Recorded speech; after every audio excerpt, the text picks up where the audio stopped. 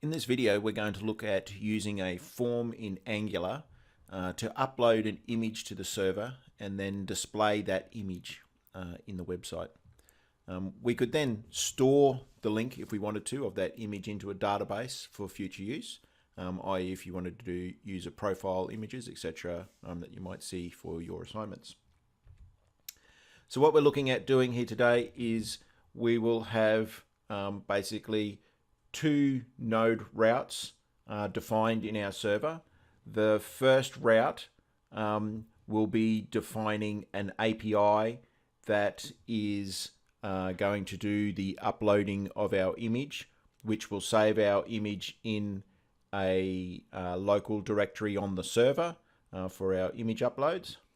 And the second route we will have from our node application will be linking to the built distribution directory of our Angular app. So let's go and have a look now at the code for the Angular app. So we'll look at the front end first of just building the form, and then we'll go back and look at the API required to take the information from that form and process it and do stuff on the server. So to get a quick look at what we're wanting this form to do, this would be a sample of our form. We're wanting to be able to choose a file. We can select an image.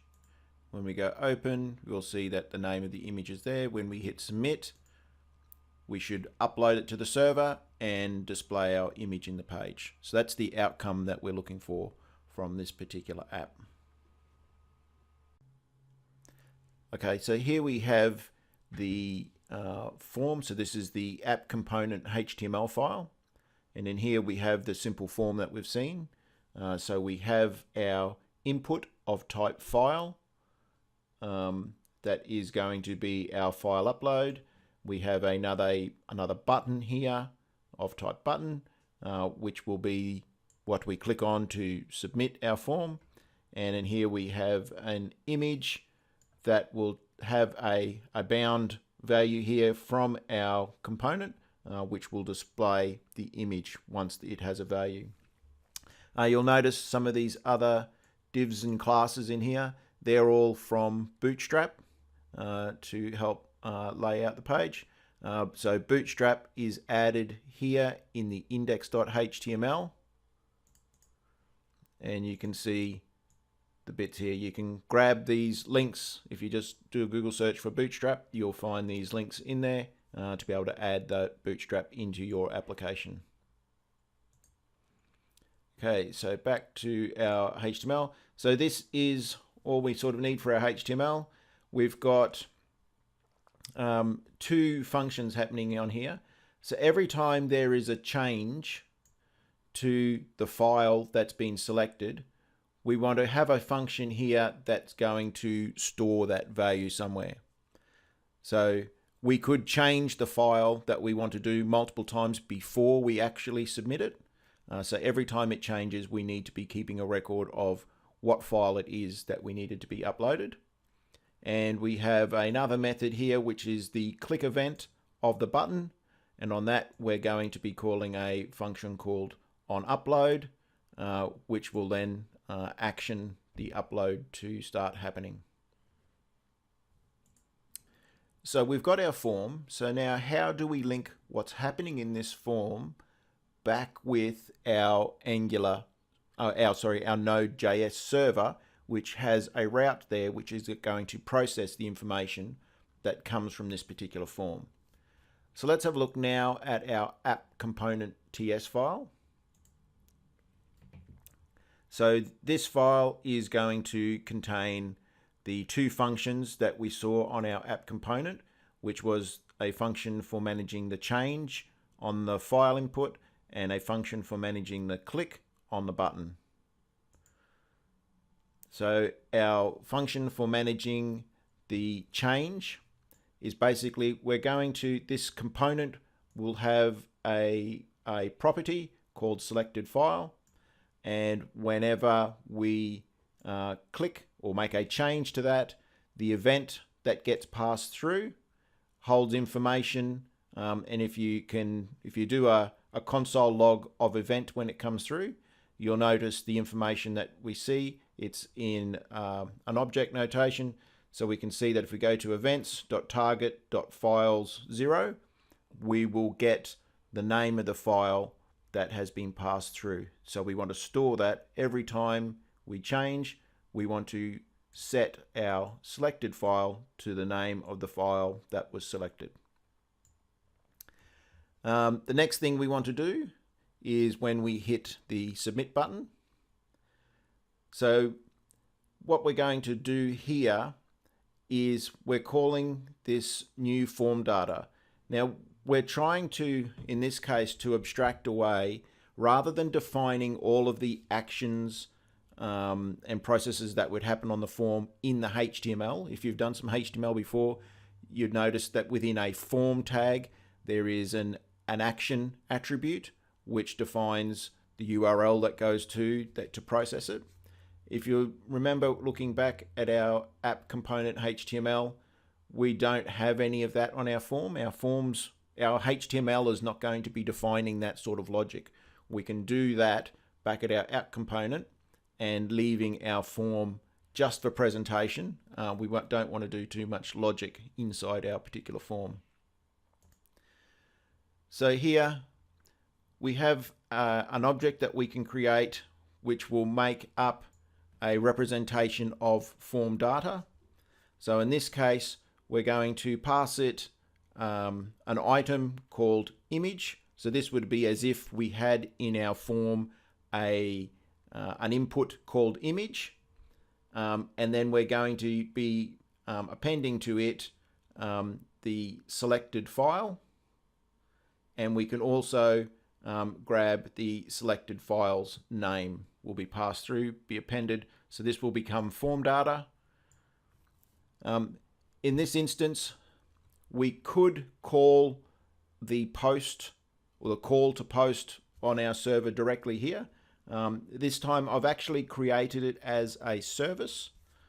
So what we're seeing on this next line here is actually a call to an image upload service. That image upload service was imported at the top here. We then added it as an item within the constructor, so we pass it in. So now we can go this dot image upload service, and there is a method on my service called image upload, of which I need to pass in the form data. And then I'm subscribing to this. So this is going to be returning an observable. Remembering that an observable allows us to have a stream of information coming in. And so the return object from my subscribe is going to be setting the image path, which is also another member of this component, another property. And that image path will be from the result that comes back from our subscribe in a object of res.data.filename. And here I'm just doing a console log out, check that everything's coming okay, to see what the res.data.filename and a res.data.size, and we'll see where that comes from on the server side in a moment. So just going quickly back over that, every time we select a file, we want to save that file name. When we click submit, we want to create our form data. So we're creating our own unique form data, not that's actually come from the form, but it's based on the data that was collected in that form. We create a new form data, and we're passing that form data into a service. That is then we're subscribing to that and getting information back. Let's have a quick look at the service. So the service is fairly simple. We're wanting to import the HTTP client module. And here is, remembering back from here, in our this.image upload service, we called image upload. So within our service, here is our image upload function requiring our form data to be passed in. And so here we're just doing a this.http post. We're going to do a HTTP post request. This can come back as any object. and this is the API that we're going to call.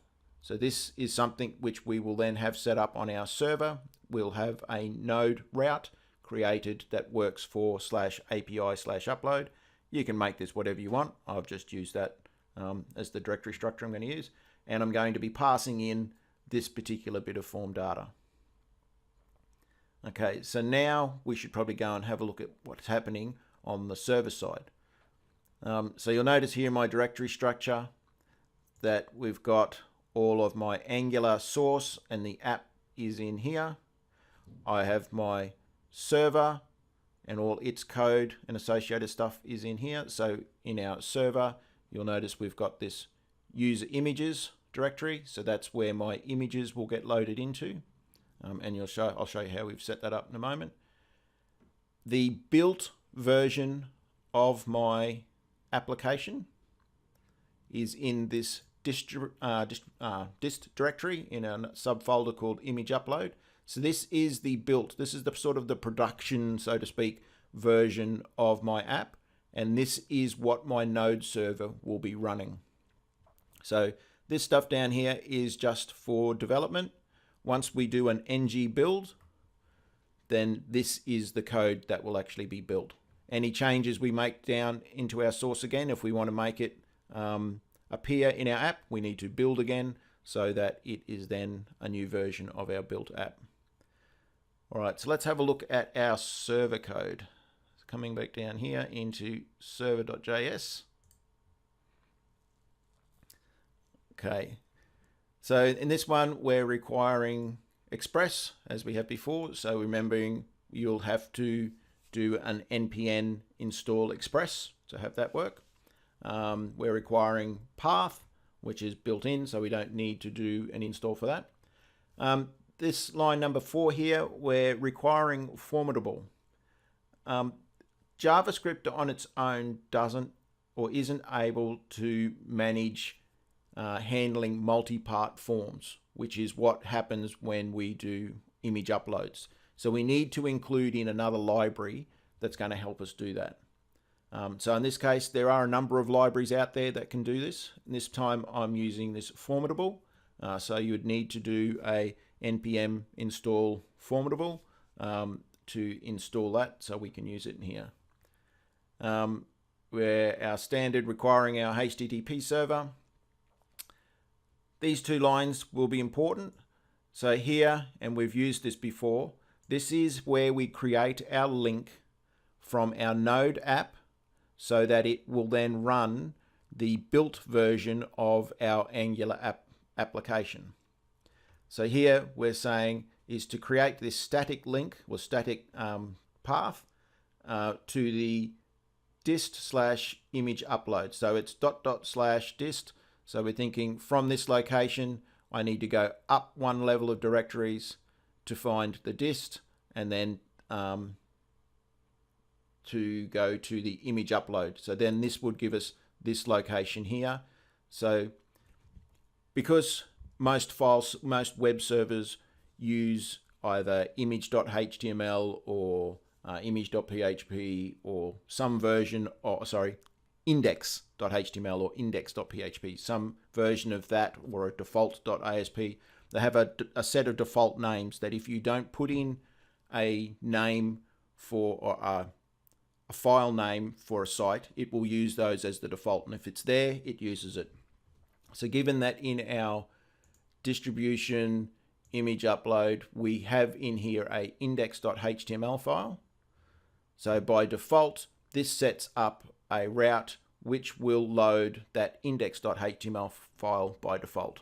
So if we put in no path, so if we just go to localhost 3000, this will automatically load up this index.html file because of what we've set up here. I'm also setting up another route which will alias to /images. So if I do anything with /images, it will actually be looking in a directory called user images, which is our user images directory that I have down here. Then I have a route set up for managing the uploads. So you'll see our uploads.js file here. And then I've just got the basics of starting up the web server itself just out in its own file, which is what this requires here. So let's go and have a look now at this uploads.js file and see how that route is going to work. So you'll notice here that I'm passing in a reference to app and a reference to Formidable into this particular module. Okay, so we're in this module.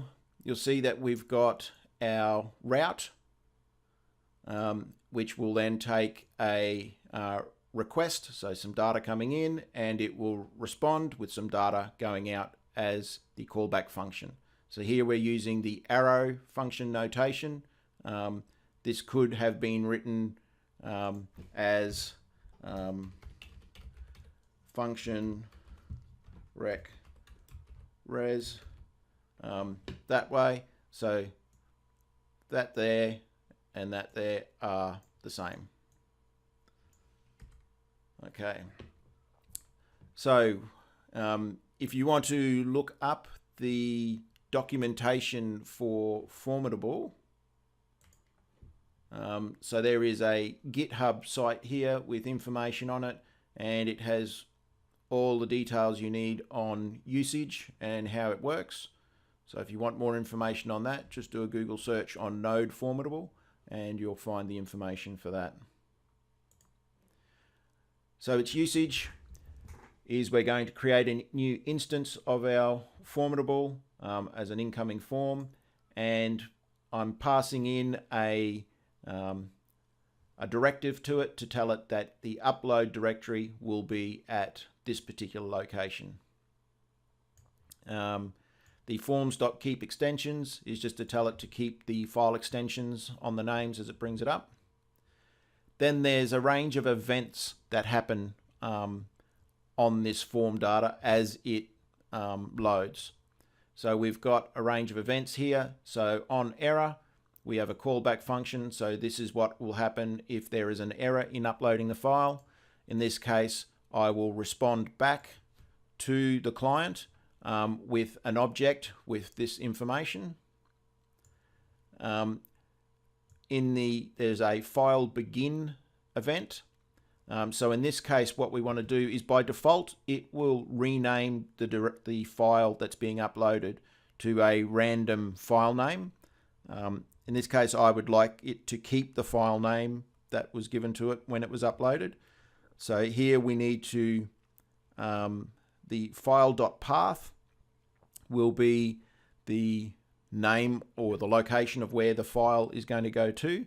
So I need to grab the upload directory, which we had set up here when we created the object.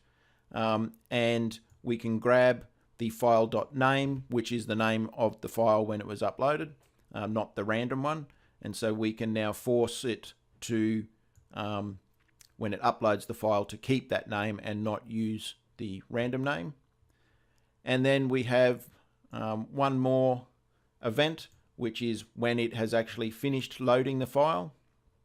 We want to send a response object back to our client saying that the result was good.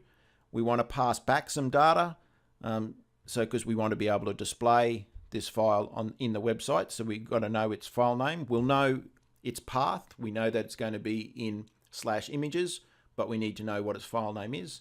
So we pass that back. And optionally, we can also pass back the size. If you remember when we were looking before in the service, we were consoling out to the log, the file name, and the file size. So this is where the size came from. We can tell how many images we did as a message, and we can also then just tell ourselves that the upload was successful. We can create any type of object to send back with whatever we need. You don't have to have all of this stuff.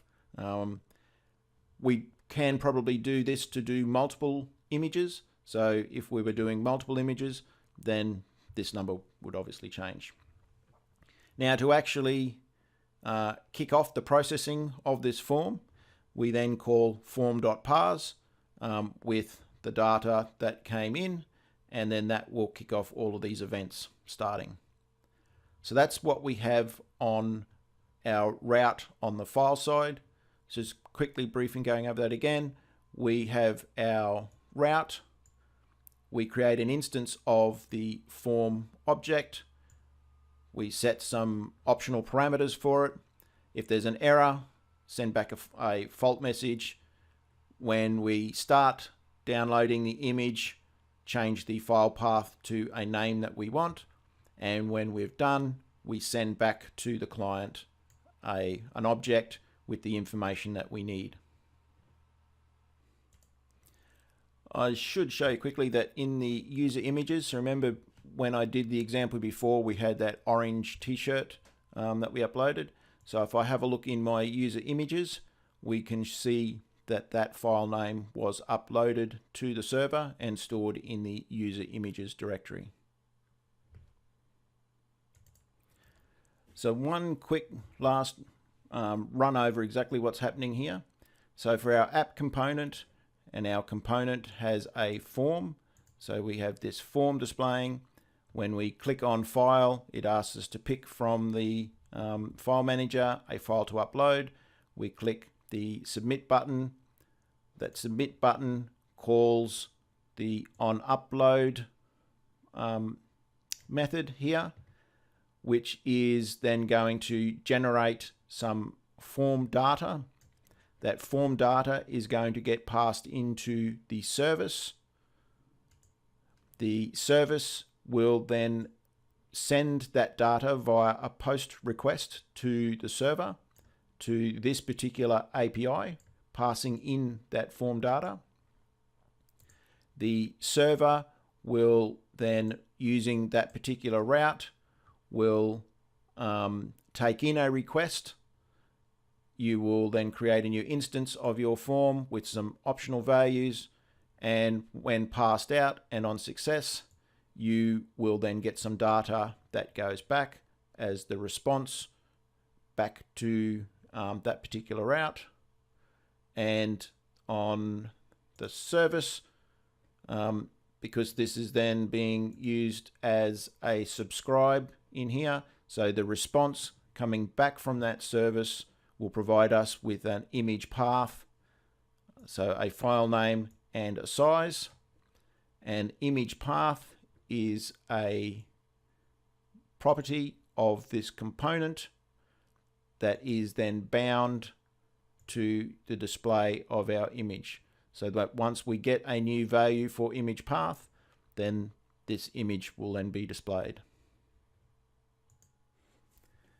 Now you might note that I really haven't done any error checking of the data that comes back, what type of images. You can set file size limits for the images that you upload. So these are other things that you'd want to consider. You don't want your general users being able to upload anything to your website. You'd want to make sure that it is only image files and not something else that they're uploading. So there would be more error checking of the data that's coming through, more than what I've done in here. This is just simply to show the base process for uploading an image from your Angular app and saving it into a directory on your Node server. Okay, that's it.